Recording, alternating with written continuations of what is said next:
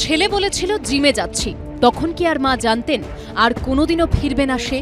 যে জিমে নিয়মিত যেতেন তার সামনে থেকেই উদ্ধার হলো 19 বছরের হর্ষ চৌধুরীর মৃতদেহ। Sister's birthday. No.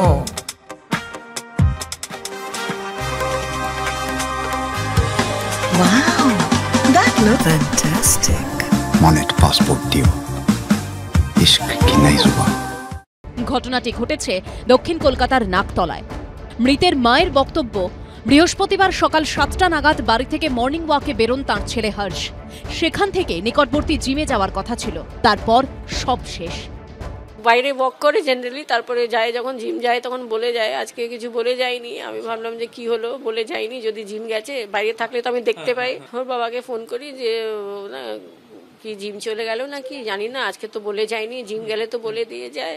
তুমি একটা কাজ করো, তুমি জিম চলে যাও, জিম গিয়ে তুমি জানতে পারবে যে জিমে আছে কি, চলে যাও। ঠিক আছে আমি যাচ্ছি। না হাঁটতে হাঁটতে চলে যাও। আমরা হাঁটতে পারি না বলে আমি অটো করে ওখানে নেমে জিমের যেই এন্ট্রান্সে ঢুকি, দেখি ও পড়ে আছে মাটিতে, পা ভাঙা, হাত ভাঙা। ঘটনাস্থল থেকে তরুণকে বেসরকারি হাসপাতালে নিয়ে যাওয়া হলে চিকিৎসকরা মৃত ঘোষণা করেন। পুলিশ সূত্রে খবর, মৃতের ডান পা এবং বাঁ হাত ভাঙা ছিল, পায়ে ছিল একাধিক ক্ষত, ডান পায়ে ছিল সামান্য রক্ত, এছাড়াও কপালে আঘাতের চিহ্ন ছিল। প্রশ্ন উঠছে, কিভাবে মৃত্যু হলো তার? আমার তো সন্দেহ হিট অ্যান্ড রান কেস আছে, মেরে দিয়ে পালিয়ে গেছে, আর ও কোনো রকমের বাঁচার জন্য ভেতরে গেছে যে আমাকে কেউ অ্যাটেন্ড করে নেবে জিমে, কারণ পুরো রাস্তা তো ফাঁকা ছিল, তখন তো রাস্তা ফাঁকা। পুলিশ সূত্রে দাবি, তদন্ত করতে গিয়ে দেখা যায় জিম যে বিল্ডিং এ রয়েছে সেই চত্বরের সমস্ত সিসিটিভি খারাপ। এই যুবকের মৃত্যু এখানে কিভাবে হলো, নাকি অন্যত্র কোথাও অ্যাক্সিডেন্ট হওয়ার পরে সে এখানে হেল্প চাইতে আসলো তখন তার মৃত্যু হয়, পুরো বিষয়টা নিয়ে কিন্তু একটা ধোঁয়াশা, একটা রহস্য রয়েছে। গোটা বিষয়টি তদন্ত করে দেখছে কিন্তু ইতিমধ্যে নেতাজি নগর থানা।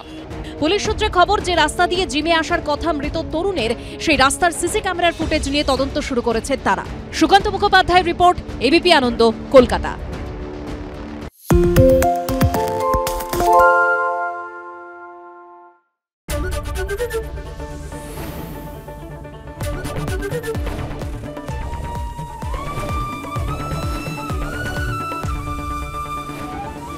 এবিপি আনন্দ, এগিয়ে থাকে, এগিয়ে রাখে। সত্য অন্তহীন, সত্যের খোঁজও তাই, সত্য সন্ধানে তাই আমরা অক্লান্ত, অকুতভয়। এবিপি আনন্দ নতুন ভাবনার প্রতীক, যা মনে মুক্ত, তথ্যে যুক্ত এবং যাবতীয় সীমানার বাঁধন থেকে মুক্ত। সীমা না শব্দটির মধ্যে লুকিয়ে আছে মানা শব্দটি, যেন চোখ রাঙানি এক অদৃশ্য বেড়াজাল, যা আটকে রাখে আমাদের এক ছোট্ট গণ্ডির মধ্যে। একমাত্র সঠিক খবরই গড়ে তুলবে এক মুক্ত সমাজ। সেই জগৎ গড়ার লক্ষ্যে কোনো সীমানার ঠুকুটি আমরা মানব না। এবিপি আনন্দ, এগিয়ে থাকে, এগিয়ে রাখে।